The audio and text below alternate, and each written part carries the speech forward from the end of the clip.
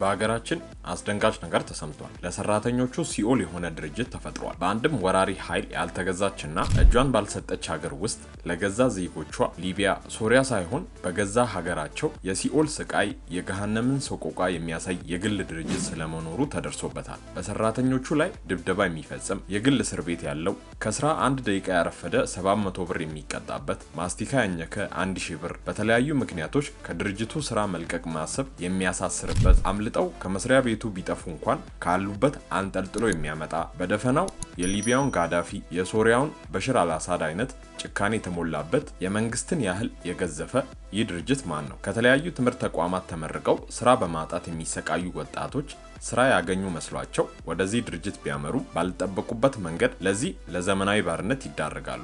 ራሴን ለውጬ ቤተሰብን ቀይራለሁ በሚል ተስፋ መንግስት ያልሆነ ግን እስር ቤት ያለው ገዢ እጅ ላይ ይወድቃሉ። ያሳዝናል። ለምን? መንግስት ባለበት ሀገርስ ይህን መሰል ነገር እንዴት ይደረጋል? ባለቤቱ አቶ ጸጋዬ ለመንግስት ቅርበት ስላላቸው ወይስ ሌላ ያልተነገረ ምክንያት? ውድ ቤተሰቦቻችን እንዲህ ያለውን አስደንጋጭ ታሪክ ለስራ ብለው ሀገር ጥለው ወደ ማይናማር፣ ታይላንድ፣ በሊቢያ በሄዱ በሀገራችን ልጆች በደረሰባቸው ጭካኔ ሰምተው ይሆናል። ነገር ግን መሰሉ ነገር እዚሁ ሀገራችን ኢትዮጵያ እየተደረገ መሆኑን ስንቶቻችን እናውቃለን? እንደሚታወቀው አቶ ጸጋዬ ከቢዝነሱ ዓለም በተጨማሪ በሃይማኖቱም ረገድ የሚታወቅ ግለሰብ ነው። አቶ ጸጋዬ ሌላኛው መልኩ ደግሞ ጭካኔ ነው። የሃይማኖቱን ጭንብል ሲወልቅ ጋዳፊን መስሏል። በጋዜጠኛ ኤልያስ መሰረት ከወጣው መረጃ በተጨማሪ ስለዚህ ሰራተኞቹን በቀኝ የሚገዛ አምባገነን ድርጅት እንዲሁም የግል እስር ቤት ጨምሮ ድርጅቱን ለሰራተኞቹ ሲኦል ስላደረገው እጁ ረጅም ሲያሻው የሃይማኖት ሰው መለስ ሲል የቢዝነስ ሰው ስለሆነው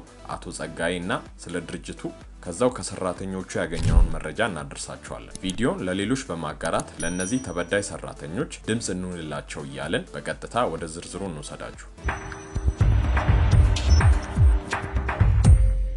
አንዳንዴ ይህ ነገር አገር ውስጥ ነው አይደለም እንዴ ብለህ ታስባለህ። ስራ አጥፍተህ ከሆነ ተቀጣ፣ ገንዘብ ነው። የሰው ልጅ ግን መጫወቻ ለምን ይሆናል? እስከ መቼ ስድብ፣ ዱላ፣ እስርና ማስፈራሪያ? ለምን? አንዳንድ የመንግስትም ይሁን የግል ድርጅቶች ለሰራተኞቻቸው በመመቸትም ሆነ ባለመመቸት ስማቸው አልፎ አልፎ ይነሳል። ዛሬ የሚዳሰሰው ድርጅት ጉዳይ ግን እውነት ኢትዮጵያ ውስጥ የሚፈጸም ነው እንደሚያስብል ሰራተኞቹ ይናገራሉ። ሱፐር ደብል ቲ ጀነራል ትሬዲንግ ኃላፊነቱ የተወሰነ የግል ማህበር በሸገር ከተማ አለም ገና ውስጥ ካሉ የግል ድርጅቶች አንዱ ሲሆን እንደ ቀለምና የውሃ ማጠራቀሚያ በተለምዶ ሮቶ የሚባለውን ያሉ ምርቶችን ለገበያ ያቀርባል። ድርጅቱ በሚዲያ ላይ የገዘፈ ጥሩ ስም አለው። ከሰራተኞቹ ጋር እንደ የብሔር ብሔረሰቦች በዓል፣ የባንዲራ ቀን ወይንም ሌሎች በዓላትን በአማረ መልኩ ሲያከብር ይታያል። የሰራተኛውን መብትና ጥቅም የማያስከብር ድርጅት ሁሌም ከትችት አያመልጥም። ስለ ሰራተኞቹ የሚያስብና ሕግና መመሪያን ተከትሎ የሚሰራ ደግሞ ከራሱ አልፎ ለሀገርም ምሰሶ ይሆናል የሚለውን መልእክት ድርጅቱ ያስተላለፈው በቅርቡ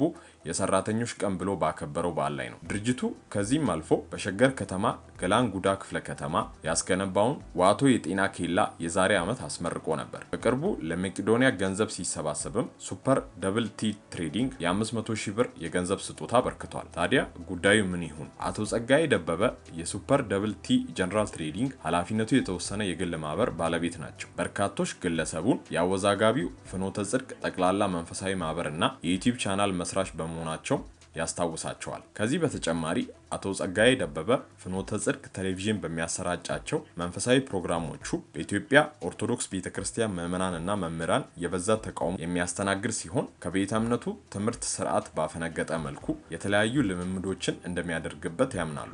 ዘርፉ ከበጎ አድራጊ ድርጅቶች ጋር በመቆም ጨዋሂ ለሌላቸው ተናጋሪ ለሌላቸው ተናጋሪ በመሆን ደጋፊ ለሌላቸው ደጋፊ ሆኖ በመቆም መጋቢ ኃይላት በእውነቱ ጥሩ ስራ እየሰሩ ስለሆነ እግዚአብሔር በክብር ላይ ክብር ያደለልን። ምንም እንኳን እኚህ አባት አቶ ጸጋዬን እንዲህ ቢሏቸው በተቃራኒው አምድሮ የሚቃወሟቸው አባቶች አሉ። በዚህም ምክንያት መርሃ ግብሩ እንዲቆም በቤተ ክርስቲያን ትእዛዝ ተወስኖም ነበር። በቤተ ክርስቲያን በኩል አጣሪ ኮሚቴ ተዋቅሮ ምርመራ እንዲደረግበትም ተወስኖበታል። አቶ ጸጋዬ ቤተ ክርስቲያንንና ምዕመናንን ይቅርታ መጠየቁም ይታወሳል። የሆነው ሆኖ የሃይማኖት ጭንብሉ ሲወልቅ ምን አይነት ሰው እንደሆነ ይፋ እየወጣ ይገኛል። እውነትና ጭስ መውጫ ያጡምና ይኸው ስለ አቶ ጸጋዬ ማንነት ሁሉም ነገር ግልጽ እየሆነ መጥቷል። አቶ ጸጋዬ የድርጅታቸው ስም በሚዲያ የገነነ እንደሆነ ነገር ግን የስራ ቦታው ሲኦል እንዲመስል እንዳደረጉ መሰረት ሚዲያ ያነጋገራቸው በርካታ ሰራተኞች ይናገራሉ።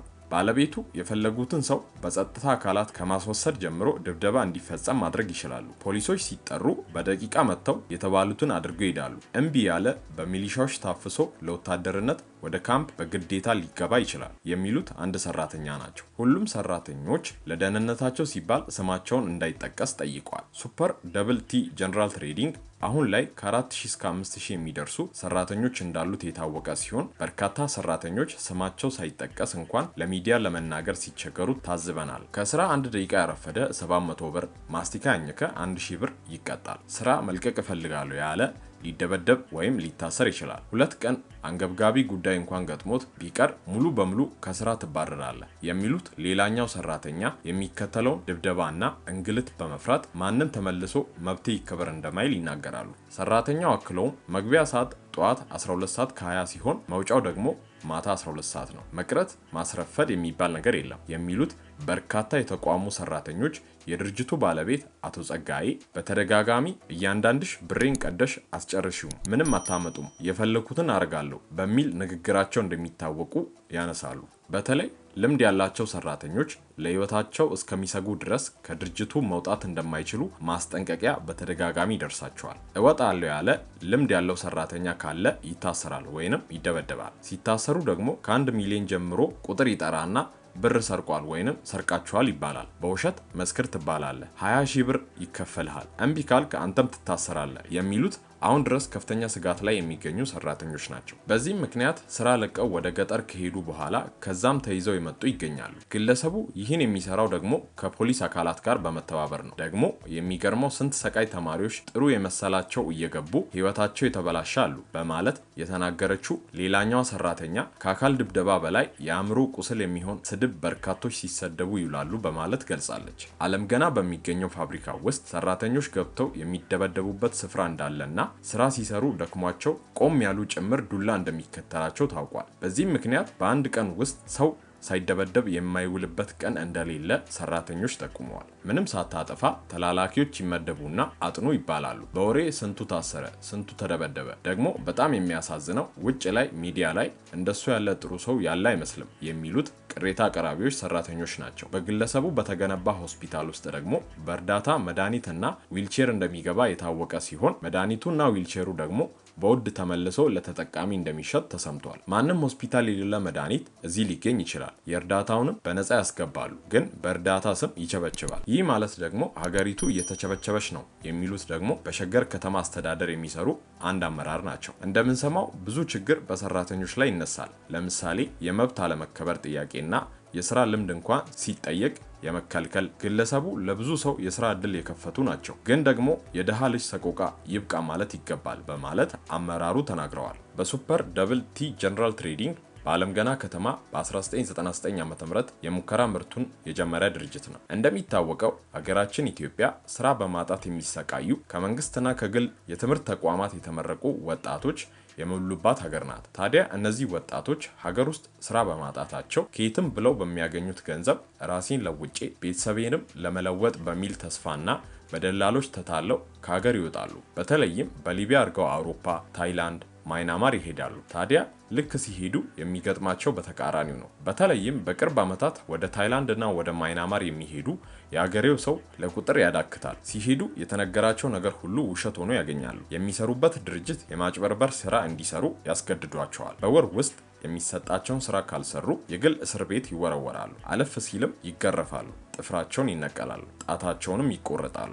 በጊዜ ከእንቅልፋቸው ካልተነሱ ቅጣት ይጠብቃቸዋል። የተሰጣቸውን ዓመት በሚገባ ሰርተው ካላጠናቀቁ ከዛች ስራ መውጣት አይታሰብም። በቦታው መንግስት የለም፣ መንግስት እነሱ ናቸው። አለፍ ሲልም ከሰውነት አካላቸው ኩላሊትን የመሳሰሉ ክፍሎችን ሊሰርቋቸው ይችላሉ። ታዲያ ከዚህ በላይ ባርነት የት ይገኛል? ያውም በ21ኛው ክፍለ ዘመን። ያሳዝናል። ታዲያ አሁን ሀገራችን ውስጥ የምንሰማው ከዚህ በምን ይለያል? ውድ ቤተሰቦቻችን ይህ ቪዲዮ ለብዙዎች ደርሶ በዚህ በአቶ ጸጋዬ በሚመራው ድርጅት ውስጥ ለሚሰሩ ሰራተኞች ድምፅ እንድንሆን ዘንድ ላይክ እና ሼር በማድረግ ከጎናችን እንድትሆኑ በትህትና እንጠይቃለን። መንግስትም ለእነዚህ ዜጎቹ እንዲደርስላቸው እየጠየቀን የዛሬውን ቪዲዮ እዚህ ጋር እናበቃለን። በቀጣይ እስክንገናኝ በሰላም ቆዩ።